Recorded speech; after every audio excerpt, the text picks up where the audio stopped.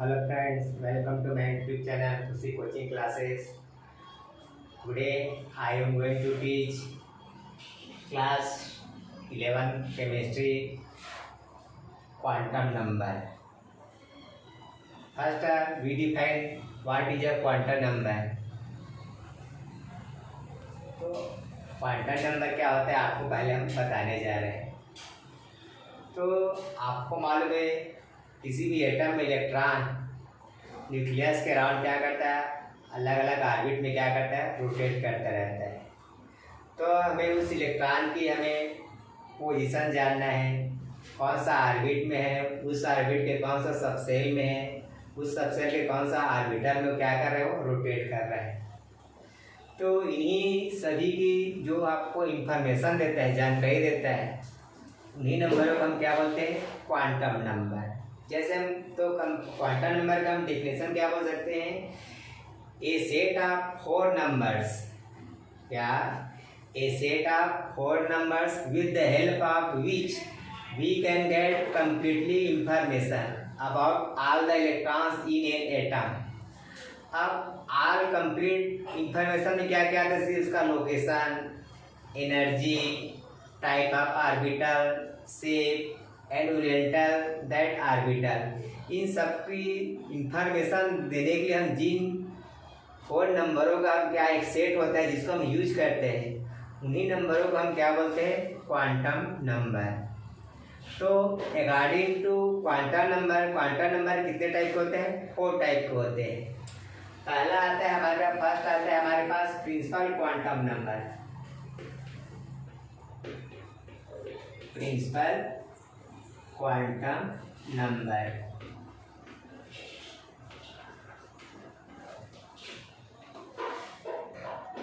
तो principal quantum number क्या चीज होता है।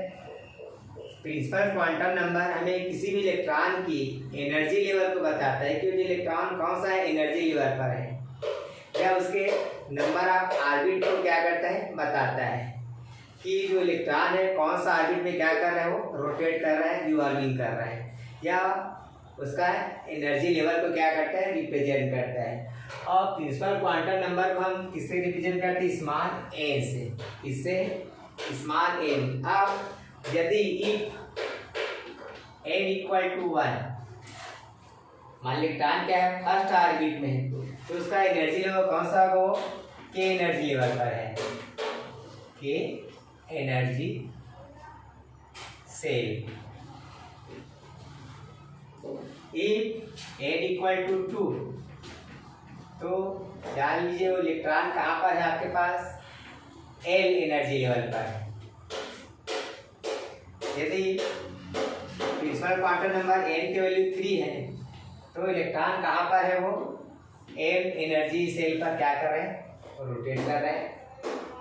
और यदि प्रिंसिपल क्वांटम नंबर एन की वैल्यू 4 है, तो जो इलेक्ट्रॉन कहाँ पर है, उसका एनर्जी लेवल कौन सी एनर्जी लेवल पर है, वो एन एनर्जी लेवल पर है। मतलब प्रिंसिपल क्वांटम नंबर की हेल्प से हम उस इलेक्ट्रॉन की एनर्जी लेवल हम क्या कर सकते हैं, बता सकते हैं, कौन सा एनर्जी लेवल पर वो रोटेट कर रहे, साथ ही साथ वो इलेक्ट्रॉन कौन सा ऑर्बिट में है हम क्या कर सकते हैं, बता सकते हैं।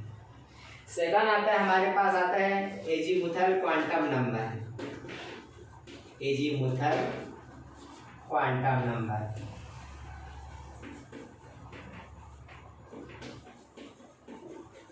एजीमुथल क्वांटम नंबर, जिसको हम स्मॉल ए से क्या करते हैं, रिप्रेजेंट करते हैं। एजीमुथल क्वांटम नंबर हमें क्या बताता है कि किसी भी ऑर्बिट के उसके जो सब ऑर्बिटल होते हैं, किसी भी ऑर्बिट के अंदर जो सब सेल होते हैं, उस सब सेल का क्या बताते हैं, हमें शेप बताता है। हमें इसका क्या बताता है, शेप, कि वो कौन सा शेप का है। तो एल की वैल्यू मान सपोज 0 है, एल की वैल्यू 0 है, तो जान लो वह कौन सा होगा, एस ऑर्बिटल होगा। और एस ऑर्बिटल का शेप क्या बताया, कैसा बताता है, स्फेरिकल शेप का होगा। मतलब हमें क्या बताता है, उसके सब एनर्जी लेवल का बताता है।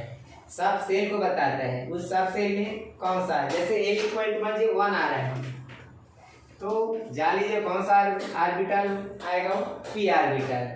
और पी आर्बिटल का आपको शेप होता है डम्बल बेल, किस शेप का आता है, डम्बल बेल शेप का होता है। फिर A इक्वल टू सपोज 2, तो जो इलेक्ट्रॉन कहाँ पर होंगे, डी आर्बिटल में होंगे। और डी आर्बिटल का शेप क्या होता है, डबल डम्बल बेल होता है, double dumbbell bell.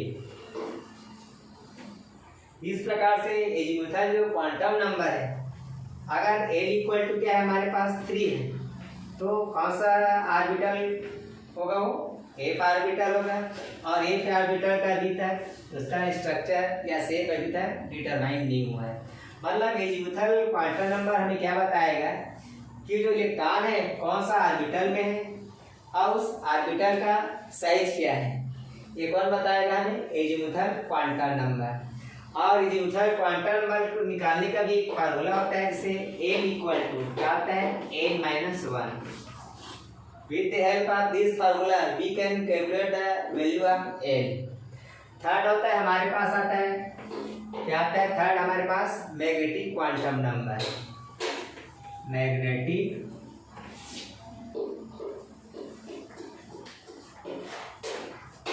Quantum number.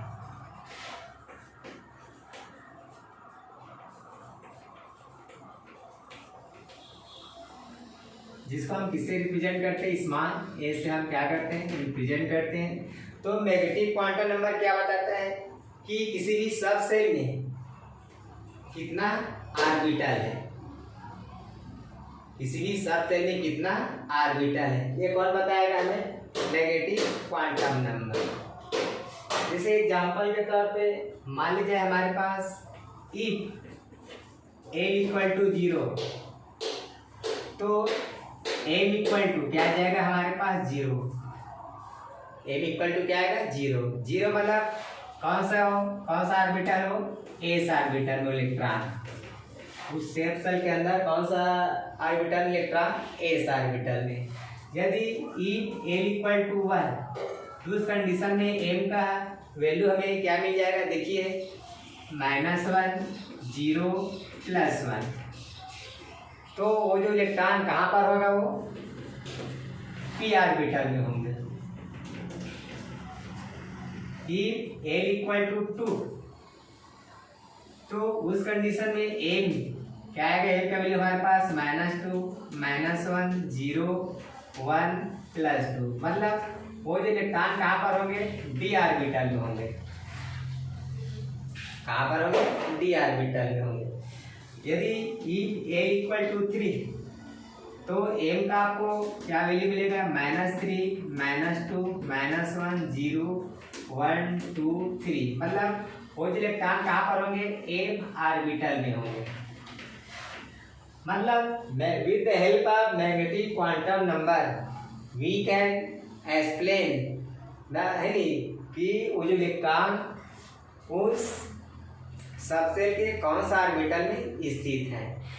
तो इस m का वैल्यू निकालने के लिए हमारे पास जनरल फार्मूला होता है, m इक्वल टू होता है 2m + 1।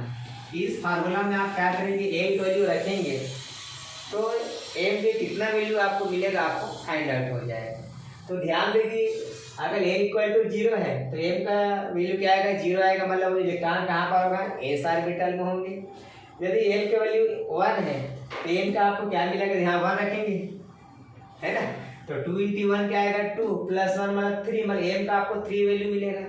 m का 3 वैल्यू मिलेगा मतलब वो कहाँ, वो जो इलेक्ट्रॉन कहाँ पर होगा, p ऑर्बिटल में होंगे। अब यदि हम l का वैल्यू 2 रखते हैं तो 2 2 = 4 + 1 5। मतलब m का आपको 5 वैल्यू मिलेगा। तो जान लो जो इलेक्ट्रॉन कहाँ पर है, 5 वैल्यू है, मतलब वो डी ऑर्बिटल में। यदि आप l का वैल्यू 3 पुट अप करोगे तो यहाँ पर देखिए m का आपको 7 वैल्यू मिलेगा। मतलब जो इलेक्ट्रॉन कहाँ पर होंगे, f ऑर्बिटल में होंगे। मतलब with the help of value of m we can determine that electron is which है नहीं, वो कौन सा ऑर्बिटल में कहाँ पर, कौन सा सबसेल में, और उस सबसेल के अंदर कौन सा ऑर्बिटल में क्या कर रहा है, रोटेट कर रहा है, स्थित है। ये कौन बताता है हमको, मैग्नेटिक क्वांटम नंबर। फोर्थ आता है हमारे पास आता है क्या जी, spin quantum number. Spin quantum number जिसको हम स्मॉल ए से हम क्या करते हैं, रिप्रेजेंट करते हैं। आपको मालूम है ईच ऑर्बिटल में मैक्सिमम 2 इलेक्ट्रॉन क्या हो सकते हैं, फिलअप कर सकते हैं। अब आपको ये बता दूं, जो स्पिन क्वांटम नंबर हमें उस इलेक्ट्रॉन के स्पिन को बताता है। इलेक्ट्रॉनों की स्पिन भी 2 टाइप का होता है, एक होता है आपका एंटी क्लॉकवाइज और दूसरा होता है क्लॉकवाइज। एंटी क्लॉकवाइज जैसे मानिए इलेक्ट्रॉन ये, तो इसको बोलते हैं, हम क्या बोलते हैं, एंटी क्लॉकवाइज डायरेक्शन। और क्लॉकवाइज को हम ऐसा क्या करते हैं, रिप्रेजेंट करते हैं, है ना। तो यहाँ पर देखिए अगर आपका इलेक्ट्रॉन क्या कर रहा है, एंटी क्लॉकवाइज डायरेक्शन में शो कर रहा है, तो उस कंडीशन में उसके लिए स्पिन क्वांटम नंबर क्या आ जाएगा, +12। और यदि आपका लास्ट इलेक्ट्रॉन क्लॉकवाइज डायरेक्शन में क्या कर रहे हैं, रोटेट कर रहे हैं, तो उसके लिए स्पिन क्वांटम नंबर क्या आ जाएगा, -12 आ जाएगा।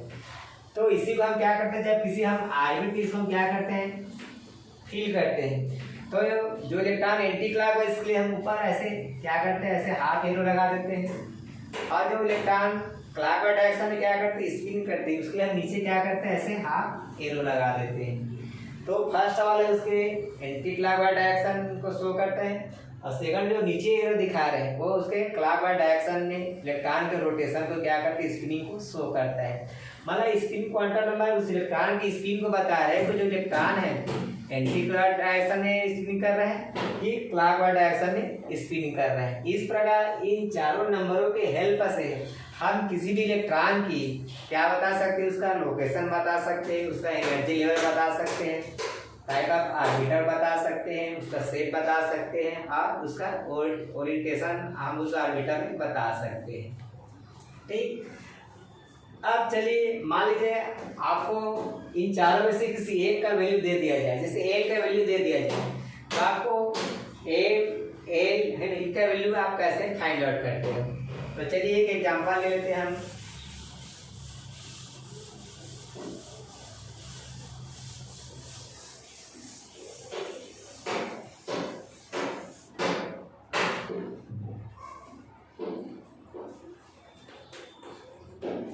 जैसे एग्जांपल के बाद हमारे पास क्या है, 3p, क्या 3p ऑर्बिटल के लिए हमें उनके क्वांटम नंबर अपने को फाइंड आउट करना है। तो सबसे पहले देखिए यहाँ क्या है, 3 है, मतलब प्रिंसिपल क्वांटम नंबर क्या है हमारे पास, एल की वैल्यू कितना है, 3 है। अब एल की वैल्यू जानना है, एल के देखिए यहाँ पर क्या है, पी ऑर्बिटल है, और पी ऑर्बिटल के लिए एल की वैल्यू कितना आता है, 1 होता है, कितना आता है, 1। तो इसका वैल्यू कितना आ जाएगा हमारे पास, 1 आ जाएगा, क्या आ जाएगा, 1। अब हमें एम जानना है, तो आपको भी बताया था, क्या आपको फार्मूला बताया, एम इक्वल टू हम क्या जानते हैं, 2l + 1। और इसमें आप क्या कीजिए, एल का वैल्यू 1 रख दीजिए, तो 2 × 1 तो कितना आएगा, 2 + 1 कितना आएगा, एम का 3 वैल्यू आएगा। तो 3 वैल्यू कौन कौन सा आएगा, -1, 0 और +1। इस प्रकार किसी भी आप क्या कर सकते हो, ऑर्बिटल के लिए आप क्वांटम नंबर आप क्या कर सकते हो, फाइंड आउट कर सकते हो। आप यहाँ पर हम ए सी नहीं बता सकते, क्योंकि यहाँ पर हमें मालूम है कि इस पी ऑर्बिटल में कितना इलेक्ट्रॉन है।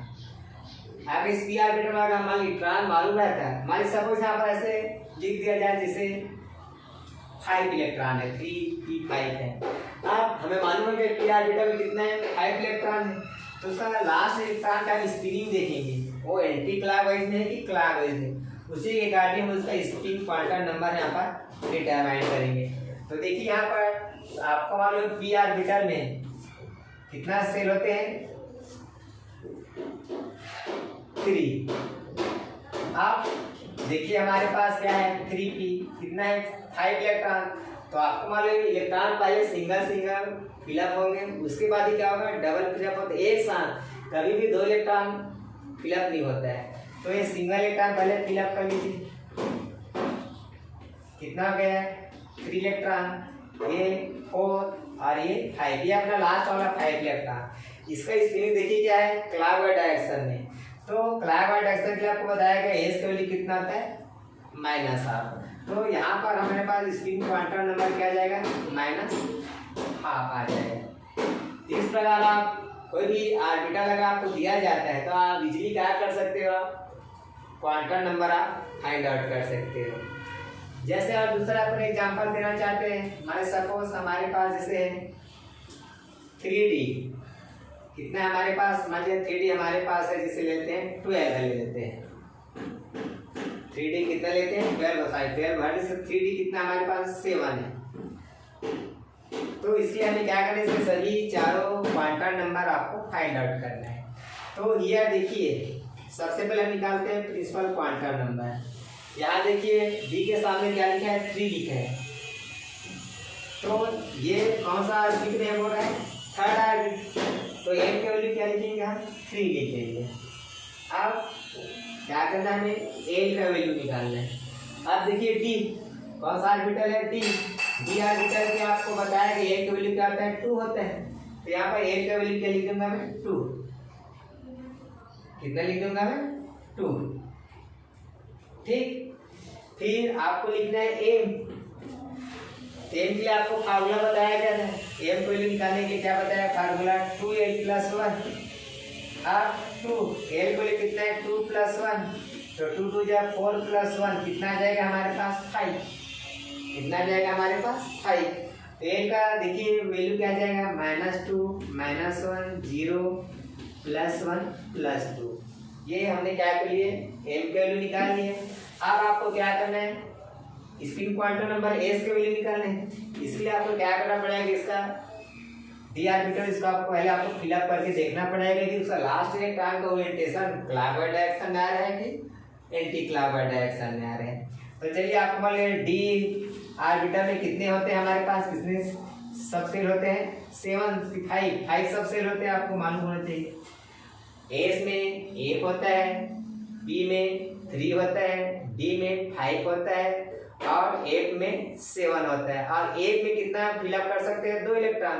इसलिए एस ऑर्बिटल में कितना होता है मैक्सिमम 2 इलेक्ट्रॉन, पी ऑर्बिटल में कितना 6, डी में कितना 10 और एफ ऑर्बिटल में मैक्सिमम 40 इलेक्ट्रॉन क्या होता है फिलअप होता है।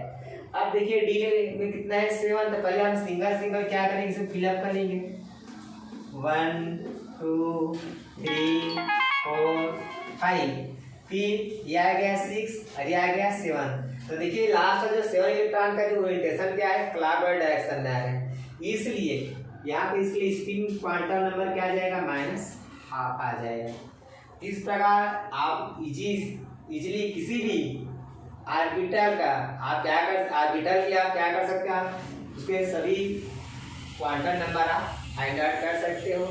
आज की इस वीडियो में अगर आपको किसी प्रकार का कोई डाउट है प्लीज़ कमेंट कीजिए और मेरे इस चैनल को सब्सक्राइब कीजिए ताकि हर वीडियो आपके पास फर्स्ट पहुँचे। और अगर आपको अच्छा लगा तो कृपया प्लीज़ इस मेरे चैनल के लिंक को अपने फ्रेंड्स में बिल्कुल शेयर कीजिए। अगला वीडियो में लेकर फिर आऊँगा, तब के लिए ओके बाय, थैंक यू।